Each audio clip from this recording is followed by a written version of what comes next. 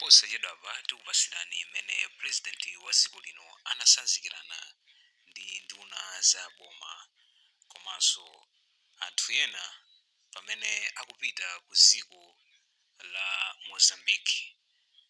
Purezidenti wafotokoza kuti pochoka kumeneko akapitiriranso ku Zimbabwe ndipo umu ndi mmene anasanzikirana ndi vice president wa dziko lino Michael Usi komanso nduna zina za boma. Mwambo osanzikana pamene amanyamuka kukakwera ndege unali motere.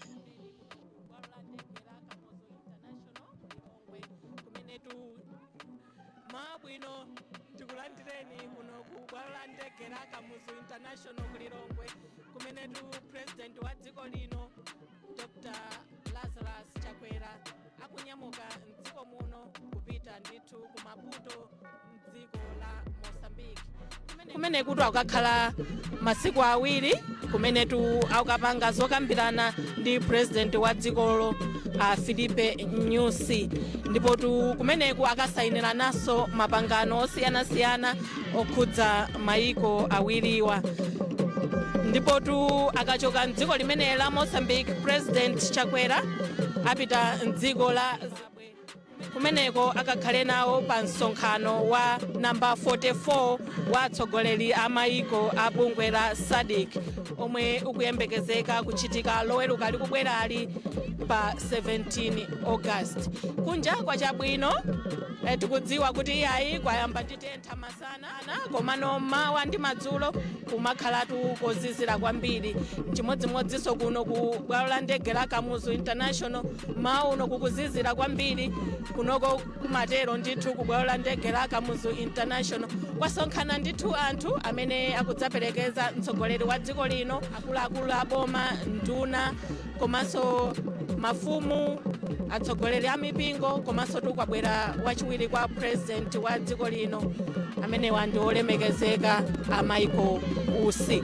Ndetu timakamba kuti president wa dziko lino akachoka mdziko muno akupita ku Maputo dziko la Mozambique kumeneko akasayinirana migwirizano ingapo ndi president wa dzikolo Filipe Nyusi ndipo mwazina nkhani zimene akukambirana ndi president wa dzikolo ndi nkhani za malonda makamaka pa nkhani za malonda apa akufuna kuti maiko awiriwa pazikhala ndithu kumasukirana pa nkhani za malonda kuti malonda ochoka dziko lino azipita momasuka dziko la Mozambique komanso kuchoka dziko la Mozambique kubwera dziko lino la Malawi komanso nkhani ina ndi jaya kukulowa dziko muno kwa mafuta galimoto amenewa kuti akamafika mdziko muno azilowa mosavuta moti pano tsopano dipiti otenga president wa dziko lino kufika ndithu pano pa bwalo la ndege la Kamuzu International moti president yu akafika ndithu pafupi ndi ndege imeneyi timve ndithu atola nkhani akufunsa mafunso kuti ndithu atifotokozere kuti president wa dziko lino akugwira ntchito zotani mdziko limeneli la Mozambique.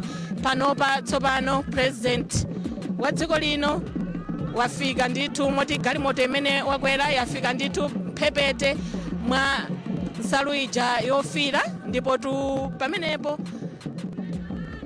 pafika ndithu amene akudzamulandira president wa dziko lino kuti tsopano anyamuke pano pa bwalo la ndege la Kamuzu International kupita ndithu ku Maputo mdziko la Mozambique moti pano chitseko ndithu nkuzatsegulidwa cha galimoto imeneyi ndipo ndikutha kuona maiso wa fuko lino Mai Monica Chakwera watsika ndithu galimoto imeneyi ndi president wa dziko lino moti tsopano akugwirana chanza ndi ena mwa akuluakulu aboma amene abwera ndithu pano pa Kamuzu International kudzaperekeza mtsogoleri wa dziko linoyi kutsanzikana ndithu kupita ndithu mdziko la Mozambique.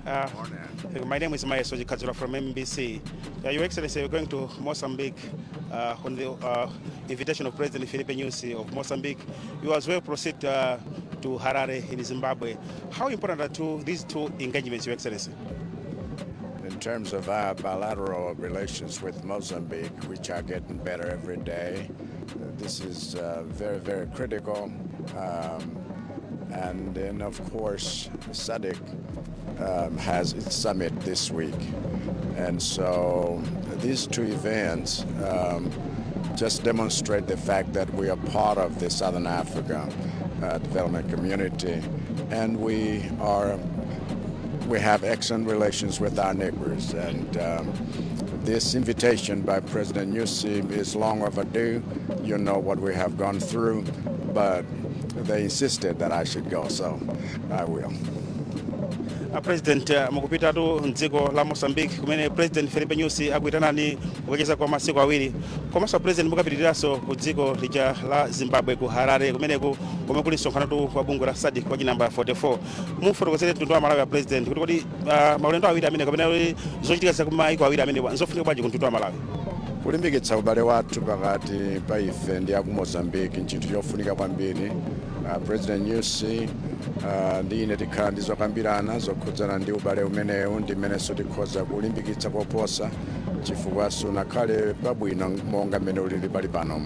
Ndipo tifuna tipitirize kulumikizana kotereku. Ndikale adandiyitana koma chifukwa cha mavuto amene takhala nawo kuno sindathe kupita, ndiye ndifuna ndingodzera kumeneko ndikwaniritse zimene ananditanira komanso kuti ndipite ku msonkhano wa SADC ku Harare. Ndipo tinchikhulupirira kuti tonse monga banja limodzi kuno ku Southern Africa tikhoza kukambirana zinthu zimene zatigwera tonse ndi kuona kuti tikhoza kuthandizana bwanji kuti mayankho akhalenso othandiza tonse. Mwende bwino President. Zikomo President. wathu Mayeso Chikadzula ndithu kufunsa President wa dziko lino Dr. Lazarus Chakwera mafunso angapo kuti kodi ntchito zimene akugwira ndithu President wa dziko lino kunja kwa dziko lino ndi ziti.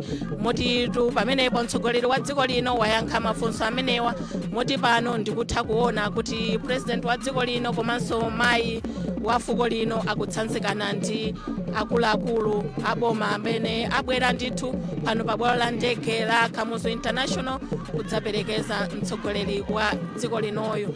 Timakamba kunena kuti mdziko la Mozambique mmenemu akukambirana zinthu zingapo zokhudza malonda komanso zokhudza magetsi. Kuyambira chaka cha 2022 dziko la Malawi ndi dziko la Mozambique akhala akukambirana zimenezi zogawana mphamvu za magetsi zokwana 41 megawatts kuti iyayi dziko la Malawi lipindule kudzera mu ntchito zimenezi za magetsi kuchokera mdziko la Mozambique. Nde kumeneku akamalizitsa zokambirana zimenezi komanso kusayinirana pangano kuti kodi ntchito zimenezi ziziyenda motani.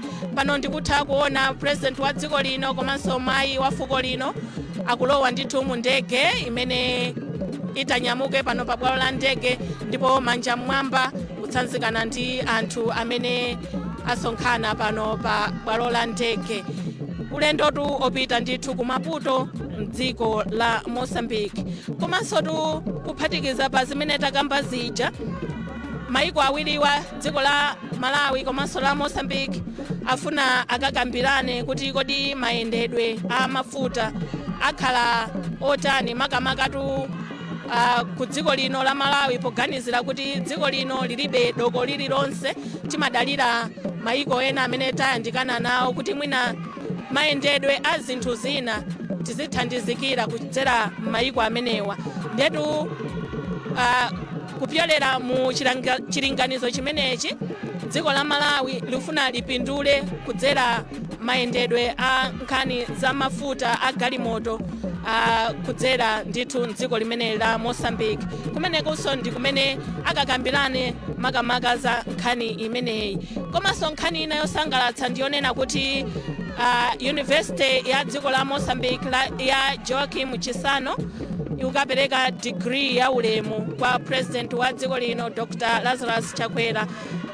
Degree imeneyi ndiye yokhudza ubale wabwino ndi utsogoleri umenewu akuti international relations komanso leadership. Ndi degree ya ulemu imene afuna akapereke kwa President wa dziko lino chifukwa cha mmene akulamulirira dziko lino komanso mmene akuyendetsera za ubale wake wa dziko lino ndi maiko ena. Komanso tu nkhani ina imene afuna akakambirane kumeneku ndiyokhuza zokhuza njira ya Njanji ya Nakala Railway Line imene yitu paja timanena kuti njira ya Njanji ndi imene ili yochipa makamaka pakayendedwe pa zinthu kaya zamalonda kaya katundu osiyanasiyana. Nde afuna kuti maiko awiri amenewa akakambirane kuti kodi tithandizana motani pakayendedwe pa zinthu ngati zimenezi. Pano ndili ndi mtolankhani wathu Isaac Jali. Isaac, wakhala ukutsatiratu za nkhani zimene za Nakala Railway Line kuti ntchito za panjanji ziyambirenso mdziko muno komanso mwina kuyenda kwa katundu osiyanasiyana obwera mdziko muno ochokera maiko osiyanasiyana. Tangotifotokozera kuti kodi zimenezi zikutanthauza zotani? Zoonadi nzanga Khadija, kukamba za ntchito za njanji ndizothandiza kwambiri pa chitukuko cha chuma cha dziko lino, chifukwa tonse tikudziwa kuti akatswiri amene amadziwa za mtengatenga amanena kuti kugwiritsa ntchito njanji mumaononga ndalama zocheperako. Kugwiritsa ntchito njanji ponyamula katundu wanu, mafuta mwina ndi katundu wina aliyense, kugwiritsa ntchito njanji mumaononga ndalama zocheperako poyerekeza ndi kugwiritsa ntchito mwina ngati ndege kapena mwina kugwiritsa ntchito mwina ngati sitima zapamadzi. Ndiye maulendo apa njanji ndofunika kwambiri pa chitukuko cha chuma cha dziko lino. Komanso kukamba za doko la Nakala ndiye kuti ndilofunika kwambiri makamakaso kuti lili pafupi ndi dziko lino la Malawi kusiyana ndi kuyitanisa katundu kudzera ku mapoti a ku East Africa. Ndiye mwachidule tingonena kuti boma la Malawi layikapo mtima kwambiri pokonza njanji kuchoka ku Nakala kufika kunoko. Andi zimene zikugwirizana ndi zimene adanena president wa ku Mozambique Filipe Nyusi nthawi imene amatsegulira doko la Nakala chama Oktoba 2023 anafotokoza ndithu kuwapanga challenge President Dr. Lazarus Chakwera komanso President Hakainde Hichilema aku Zambia kuti doko ndi limene anayikako ndalama zambiri mogwirizana ndi mabungwe ena kuti akonze doko la Nakala lija alipange expand. Atalipanga expand potsegulira President Dr. Lazarus Chakwera anali konko, Hakainde Hichilema aku Zambia anali konko, ndi anapanga challenge kuti doko ndi limeneli khalani omasuka. Chimene mungapange ndicho kuti mukonze njanji yanu, mukonze njanji kuchoka ku Nakala iyo a Mozambique ilipo kale kukafika pena pake pamene pali malire a Malawi ndi Mozambique kuti boma la Malawi likonze kuchoka pamenepo kufika kuno ku Malawi. Ndiye a Zambia nawonso akonze kuchoka pamene pakuthera njanji ya Malawi kufika ku Zambia kuti nawonso azipindula, chifukwa nchodziwikiratu kuti Malawi ndi Zambia pa chizungu amati ma landlocked countries, maiko opanda doko. Ndiye mukaona ubale wa Malawi ndi Mozambique wafika pachimake chifukwa chokuti so President Filipe Nyusi ndi munthu womasuka kwambiri. Ndi munthu womasuka, si aja kuti ophangira kapena ozikundikira. Akanatha kunena kuti aya yemwe mwina kapena kumakweza mitengo kumene kuti ngati mufuna kupanga import katundu wanu fuel ndi zinthu zina ndi zina kugwiritsa ntchito madoko athu, ndiye kuti mwina mitengo izikhala yokwera. Zikuoneka kuti ndi anthu omasuka akufuna kuti phindu limene amalipeza chifukwa choti natural pachilengedwe Mulungu anadalitsa kukhala mphepete mwenimweni mwa Indian Ocean. Phindu limene amalipeza pakutsika kwa mitengo yoyitanisira katundu, ifenso amene tili kuntunda kuno tizilipeza phindu lomweli. Ndithu ndizakakhatira. Zikomo kwambiri Isaac Jali. Ndipo tu pamene injini za ndege imene yatenga president wa dziko lino zalizidwa kuti ndege itsopano iyambe kuyenda pang'ono kutenga mphamvu. Pano ndili ndi mzanga Mayeso Chikhazula ali ndi zochita zina kuti acheze ndi nduna yofalitsa nkhani. Mayeso.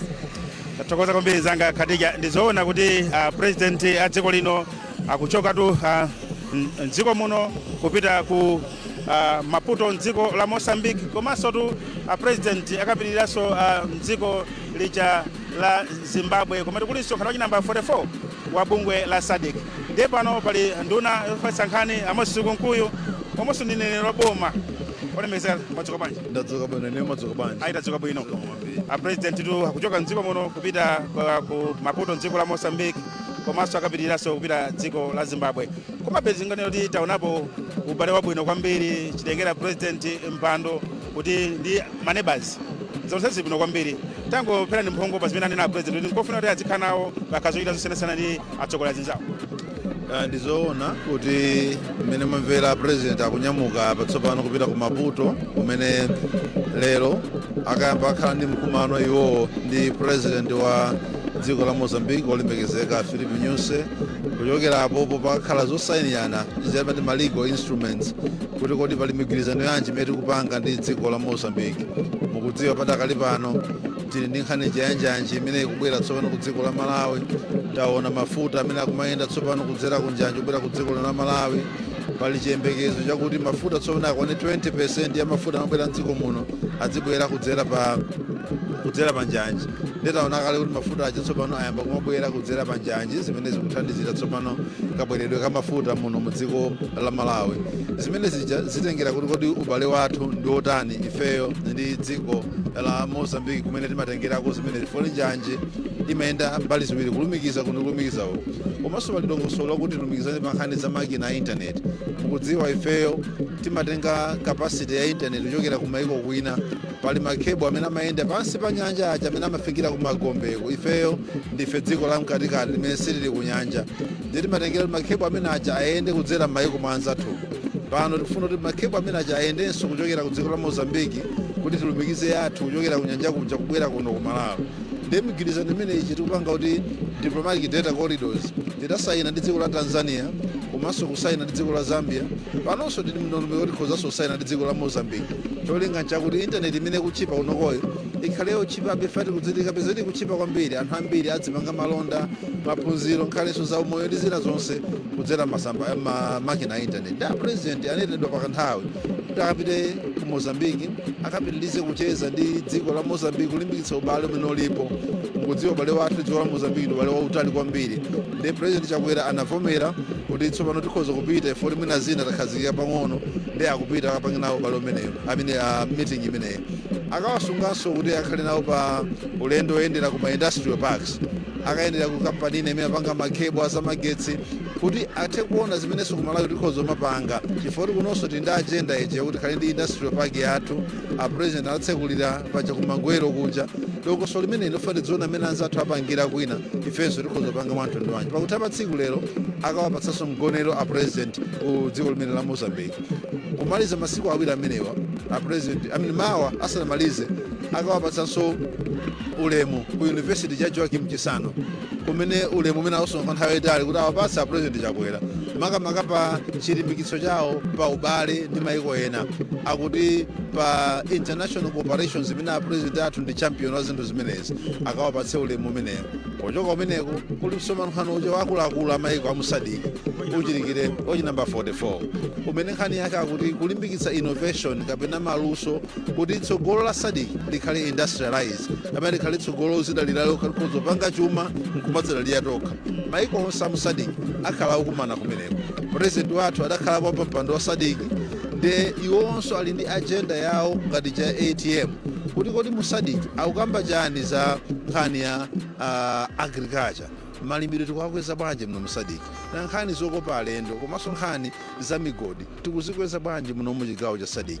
Ndi maiko ena akupanga bwanji nanga ife tikathandizirane motani popeza kuti nkhani za migodi zimafunika magetsi. Ife magetsi tinawo kwanira kapena interconnection imene tikupanga ndi maiko ena tizilumikizaniza bwanji peza kuti imene tikupanga kulumikizana kwa anthu ndimenewu pasakhalenso kukhulana kwina m'maiko muja tikhalenga kupatsirana kuti magetsi tikupatsani inuyo inteni mutipatsako chakuti kapena ifenso magetsi athu aja tiperekaso kwina. Mukudzeti ku Malawi kuno tili ndi magetsi okwanira.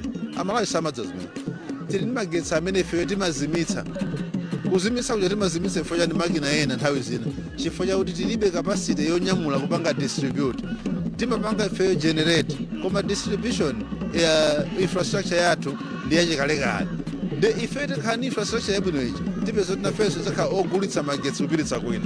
the interconnection imeneyi kuti mupulu imeneyi yamagetsi imene funa magawana migwirizano yake ndi yotani ku SADC ndimene maiko akumana ngofunika mapresident azipita ifenso president wathu apitako khana kukumana umeneyo. Minister, Malawi enjoys a long-standing relation with Mozambique. So the president is heading to Maputo on the official invitation of President Filipe Nyusi. How important is this engagement which he is going to undertake in Mozambique as well in Harare at the 44th SADC meeting? Indeed, the president is taking off for Mozambique now, Maputo, where upon his arrival he's going to meet his Mozambican counterpart, His Excellency Filipe Nyusi, and there will be a number of activities that he will participate in, one of them being the signing of international legal instruments that are also a way of strengthening the relationship between Malawi and Mozambique, which is a long-standing bilateral relationship. The president will also take this opportunity to tour some factories in the industrial parks. As you know, you are aware that as Malawi, we are also in the process of establishing our own industrial parks. So it is always good to learn from what others are doing, particularly in the neighborhood, where definitely the practices pertaining in the neighborhood would also be applicable in Malawi for our benefit. From there, the president will also be conferred upon a doctorate degree on his being a champion of international cooperation in the region. You know, the president values international relations. Malawi is where we are today because we have strengthened our international relations with our neighbors. There was a time when we had our relationship with our neighbors dented. We had a bad picture, a bad standing in as far as our international relations is concerned. But now we can say proudly that Malawi is a good neighbor, and that's why even when we are in times of distress, there is always a call that is made to our neighbors, and they are quick to respond because we've established very good relationships. From there, the president will travel to Harare for the first session of the SADC Heads of State Summit, which is looking at promoting innovation as a way of ensuring that we go towards building a SADC that is industrialized. So the heads of state will be meeting.